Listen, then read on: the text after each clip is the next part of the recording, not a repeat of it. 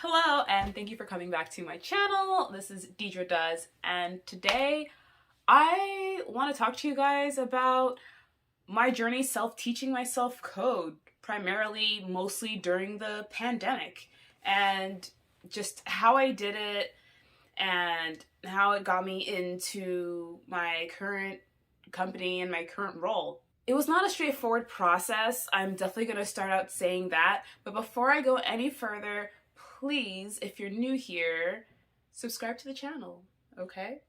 Subscribe to the channel. And maybe even give the like button a little tickle, okay? But yeah, let's just get on into it.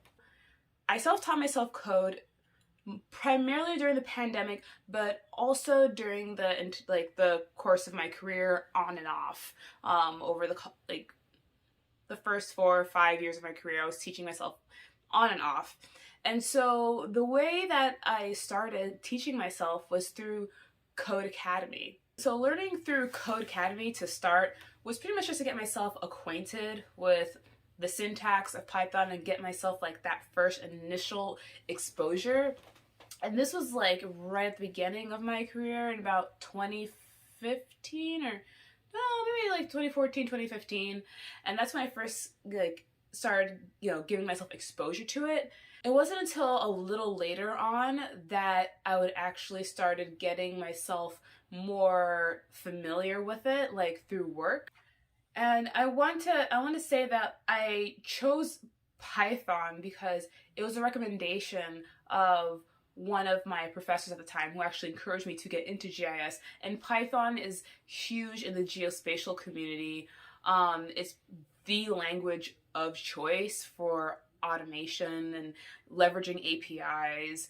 And so my recommendation is if you're into maps and you're interested in the geospatial field, Python is your choice. I would definitely start with Python. So Code Academy gave me that initial exposure, and then I moved on to my next role, which was just a temp role working for the state. And that role allowed me to just, expose me to like some simple scripts and gave me some time to look at a little bit more code, but I wasn't doing anything like interesting with it. Not until the following job where I gave myself some more exposure to it. And that exposure pretty much came through just reading documentation. And so I would say for like the first 4 to 5 years, I was kind of like jumping from different jobs, giving myself like a little bit of exposure to Python, but not really applying it and like doing anything serious with it. It wasn't until my job in real estate that I really forced myself to really teach myself code. And that was through, I'm not even going to lie to you guys, it was through pure sheer force of will. Like I was freaking determined to really learn Python and really figure out how this worked, because I saw a coworker doing it and I was like, I want to do this too. I want to really know. I don't want to just make little simple scripts. I want to know how to do it for real. And so I just kind of dove in, right? I had some initial exposure and then just dove into just starting to write scripts, to be totally honest, because I felt I'd already had that foundation of, having that familiarity with like the syntax. It wasn't totally new to me. I knew the basics of if-else statements, how to create a function, simple things like that. And so I felt confident in just trying to slap things together. And so that was pretty much how I began to teach myself, was through creating little projects. And so one of the first scripts that I made was leveraging one of Yelp's APIs, and that was to pull business information. And I remember trying to slap together how the request worked and just like lifting it and copying and pasting it from things that I was Googling. And the summary of programming is that you're going to be going online and copying and pasting little snippets of code from the internet until you find something that works. And so that's what I was pretty much doing. And I didn't quite understand every single part of the code initially. It wasn't until I went back and reviewed it when I was putting the code together that I was beginning to understand like every bit, like every part of it. And so I was putting the code together and trying to figure it out, and I would get it to run.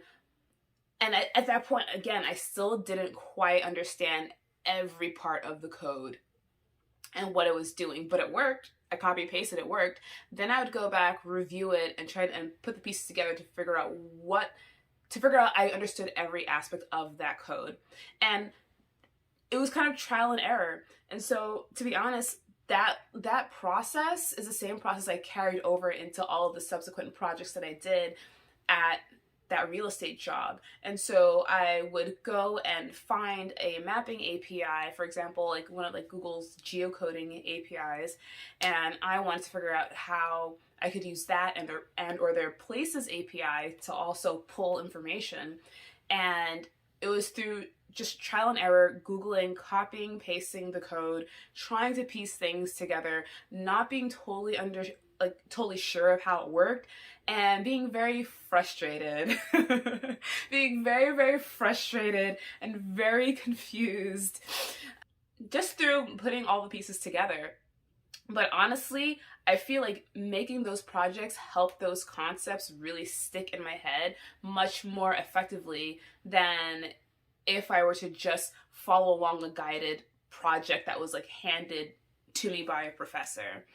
Because I feel like it really forced me to like really understand, like, first, how to read documentation, second, how to get on Stack Overflow and copy and paste code, like, honest and truly, and figure out where it goes in the code.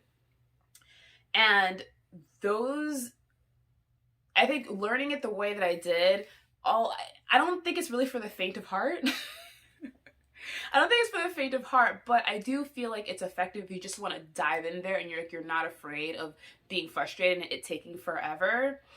And because this was the method that I applied at my job, because I just wanted to learn. I wanted to create something, and I found it to be extremely helpful. I probably made a bunch of different scripts, like so many different scripts that were really useful to my team. Got to expose myself to different technologies. Like I used Jupyter notebooks for the first time when I was at that job. And I was just super excited to learn. And I was surprised and I was honestly really excited by everything I was teaching myself at that time. So how much time did it take for me to learn code on my own? Honestly,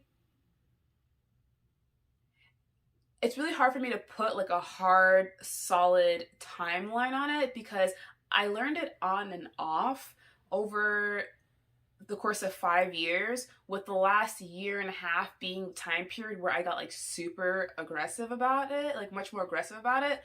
So if I could I guess if I could approximate maybe like a year and a half of just trying to put the pieces together and create projects and make useful things and really understand the concepts and their real world applications to it.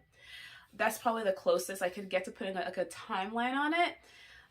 It's obviously not as fast as if you're gonna do a 3-6 month boot camp and become a software engineer, but this was my chosen path at the time because I was also in grad school and working at the same time. Why I did that, I do not know.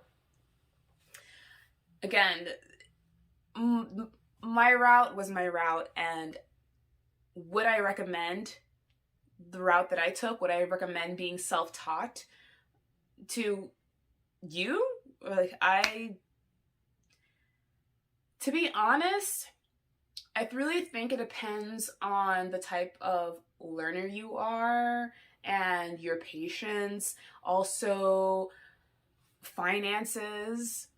I think there are so many things that could be taken into account, that need to be taken into account when you're going down the self-taught route, because on the one hand, it's free for the most part, unless you're doing like paid services through any one of the many websites that will help you to learn code, such as Codecademy or Team Treehouse. But at the same time, there's also having to create your own curriculum, And then, you know, making your own timeline. Like the timeline to self-teach yourself is likely going to be longer than if you were to like do a boot camp. And so I really think it depends on what your needs are, the type of like worker and learner that you are. For me, if I could go back, would I be self-taught again? Okay, for me, knowing what I know now about going down this self-taught journey and everything that I've learned, I think for myself, I think I would have still stayed self-taught, but I also think that I would have done it a little bit differently because honestly, I was so aggressive during 2020, during the pandemic, self-teaching myself code, that it came at a cost to everything else in my life. My health went to my health went real downhill. You know, I wasn't talking to friends and family as much because I was just so immersed in consuming everything that I could related to code. And it was taxing. It was taxing on me, like physically and mentally. And so while I think I would still go down the self-taught route, I do think that I would have structured it better and not have done it during a time where I was already stressed out with school, living alone during the beginning of a pandemic, on top of, you know, working and trying to aim for a promotion at the same time. There were just so many factors, but I would still stick to the self-taught route knowing what I know now and how learning how to code factors into my current career, because essentially self-teaching myself was, the ability to self-teach myself was part of the appeal of how I got into my current role. So I don't think I'd really change that. Okay, so if there's anything I want you guys to take away from this video, I think it's that project-based learning is really extremely helpful for learning how to code and really sticking concepts into your brain, regardless of whether you're self-teaching yourself or not, but especially if you're self-teaching yourself. And that the path to being self-taught, it's not always straightforward and it's not always easy. And another thing like I feel like at least I struggled with, was a feeling of imposter syndrome, kind of questioning, do I know enough? Did I self-teach myself enough? What if I just don't know enough, right? Because I created the curriculum, I learned the concepts. There might be gaps in my knowledge, but I want to say just put all that aside and just focus on learning what you can, going for the jobs and the roles that you want, because they will determine whether or not you have learned enough and are suited for a role. You just keep learning. And that's something that's a mentality I'm so glad that I had. Because if I didn't have that mentality, I wouldn't have eventually like taken a shot at applying for my current role. So that's really all I have to say for this video. If there's any questions that you guys have related to being self-taught, I'm sure I missed like so many things. Please, you know, leave some questions, comments below, and I will get to them. And leave all the good things, the like, the comments, and subscribe to my channel for more.